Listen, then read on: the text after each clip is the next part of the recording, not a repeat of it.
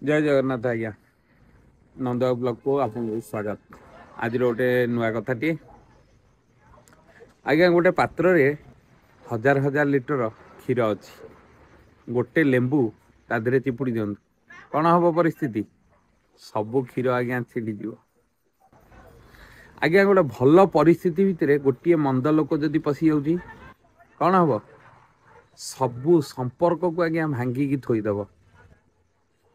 भिडियोटी माध्यम गोटे कथा कहूँ चाहूँगी आप अन्यर कथा केवे शुणुनी परिस्थिति को बुझिया चेष्टा करंतु परिस्थिति को बुझिकी आपण निष्पत्ति नियंतु केबे पछ घुंचा हेबेनी परिस्थिति की सदाले बुझिबे या द्वारा कौन हम आपण घर केबे भांगीबनी आपण भितर केबे द्वंद्व हबनी।